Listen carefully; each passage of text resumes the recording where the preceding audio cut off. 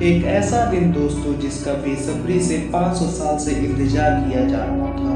कितनी जनरेशन पीढ़ियां निकल गई इस दिन को देखने के लिए। आज से 150 साल पहले अयोध्या में कितने लोगों ने अपनी जान गंवा दी थी राम मंदिर के लिए। 16वीं सेंचुरी, 17वीं, 18वीं, 19वीं शताब्दी में लोगों का सपना था कि वह राम मंदिर को बनता हुआ देखें। कितनी पीढ़ियां दर पीढ़ियां खत्म हो गई, पर हम कितने खुशनसीब हैं कि अयोध्या में भगवान श्री राम का मंदिर हम बनता हुआ देख रहे हैं। आज इस वीडियो में मैं आपको बताऊंगा कि राम मंदिर को बनाने की यह लड़ाई कितनी ज़्यादा पुरानी है। 500 सालों के संघर्ष के बारे में बात करेंगे हम। ये वीडियो बहुत जरूरी है हर एक भारतीय के लिए। तो चलिए बिना कोई देरी किए हम अपनी वीडियो को स्टार्ट करते हैं। अयोध्या 12 योजन लंबी और 3 योजन चौड़ी हुआ करती थी। यह भव्य नगरी सरयू नदी के तट पर बसी हुई थी। इस बात को वाल्मीकि कृत रामायण में भी यह बताया गया है। इस सुंदर नगरी में बहुत चौड़े सड़कें और मनमोहक महल बने हुए थे। इसके साथ ही नगर की शोभा बढ़ाने के लिए चौराहे पर बड़े बड़े स्वर्ण स्तंभ लगाए गए थे और नगर में हरे भरे बाग बगीचे बने हुए थे। राम राज्य में हर एक व्यक्ति सुखी और संपन्न हुआ करता था। इस युग में सत्य बोलने की परंपरा हुआ करती थी। कहा जाता है कि दोस्तों कि राम के पिता राजा दशरथ ने इंद्र की अमरावती के जैसे अयोध्यापुरी को सजाया था। श्री राम ने जिस काज के लिए धरती पर अवतरण लिया था वह संपन्न होने के बाद उन्होंने जब समाधि ले ली। उनके स्वधाम लौटने के बाद अयोध्या कुछ समय के लिए वीरान बन गई। इसके बाद राम के पुत्र कुश ने संपूर्ण राजधानी को फिर सजा दिया था। इस भव्य निर्माण के उपरांत 44 पीढ़ियों तक सूर्यवंश का अस्तित्व बना रहा। वंश के आखिरी सम्राट बृहदर की मृत्यु अर्जुन पुत्र अभिमन्यु के हाथों हुई थी। इसके बाद एक बार फिर राम की नगरी अयोध्या उजड़ गई, लेकिन फिर भी श्री राम की लोक जाना में कोई कमी नहीं। उज्जैन के चक्रवर्ती सम्राट एक दिन शिकार पर निकले। उसी दौरान वह अयोध्या नगरी आ पहुंचे।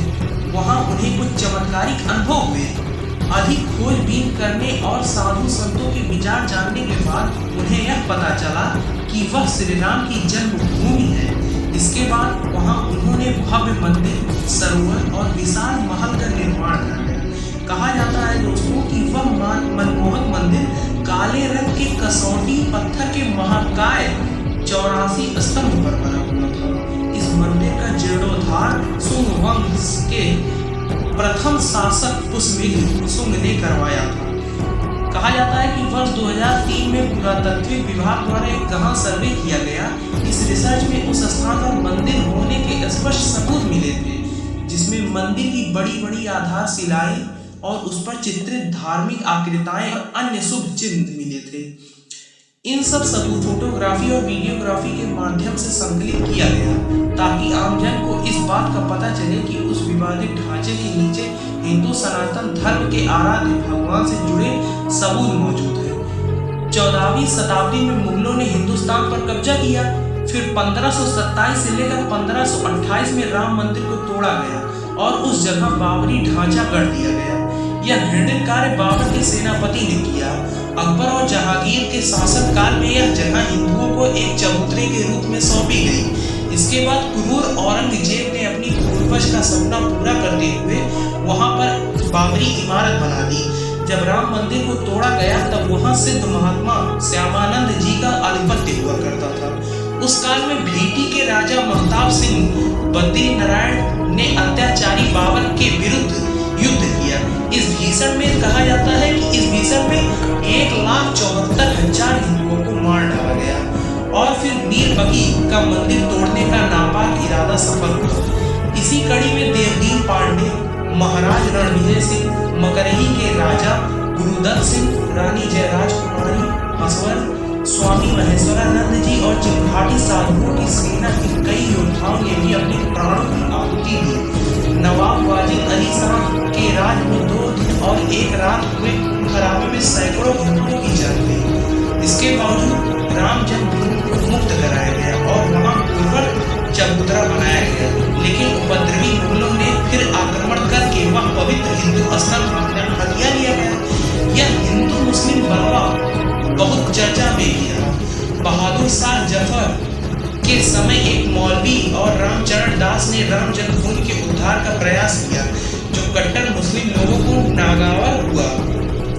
इस विवाद के बाद अंग्रेजों द्वारा इन दोनों को 18 मार्च 1858 में सरेआम फांसी दे दी गई।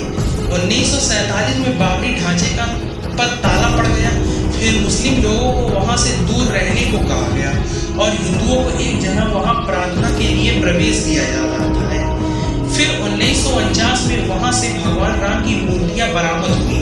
उसके बाद 1984 में विश्व हिंदू परिषद द्वारा राम जन्मभूमि को मुक्त कराने और वहां मंदिर बनाने के लिए समिति बनाई गई। 1986 में बाबरी मस्जिद एक्शन कमेटी द्वारा बाबरी मस्जिद समिति का गठन किया गया, जिसने हिंदुओं की प्रार्थना के लिए अनुमति का पुरजोर विरोध किया। फिर 1949 में विश्व हिंदू परिषद द्वारा यह अभियान तेज किया गया। फिर 2 नवंबर 1990 के दिन मुलायम सिंह यादव ने कार सेवकों पर पुलिस बल द्वारा गोलियां चलाई और 1991 में फिर उन्हें मुख्यमंत्री पद से इस्तीफा देना पड़ा।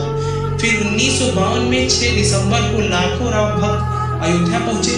बेकसूर हिंदुओं के कत्ले आम से आहत सनातनियों की भीड़ ने बाबरी ढांचा ढहा दिया। इस मुद्दे पर वीएचपी के 13 बड़े नेताओं पर आपराधिक मुकदमा चलाने की मांग हुई थी। अयोध्या में स्थित इस ऐतिहासिक जगह के लिए 77 बड़े युद्ध और अनगिनत दंगे हो चुके हैं, जिसमें कई मासूम लोग मारे जा चुके हैं।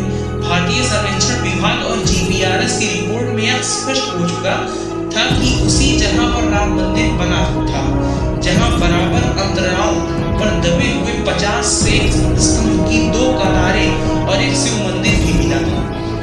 इसके साथ ही कई अन्य ठोस सबूत कोर्ट में पेश हुए, जिनका जवाब विपक्षी वकीलों के साथ था ही नहीं।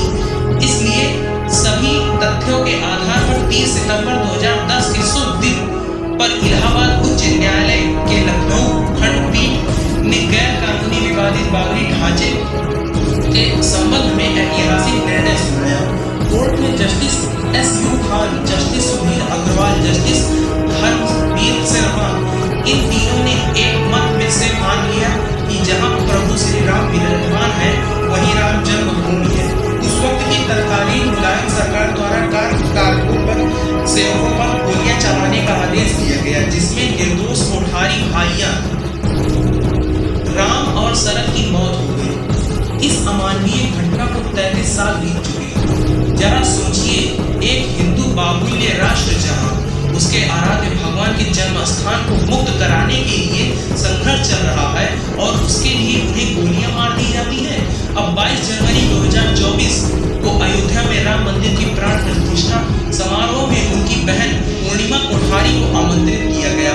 कोठारी परिवार को जिस शुभ दिन का दशकों से इंतजार था वह घड़ी अब आ गई है। राम मंदिर के पक्ष में लड़ने वाले कई और सैकड़ों हजारों लोगों को भी अपनी जान गंवानी पड़ी।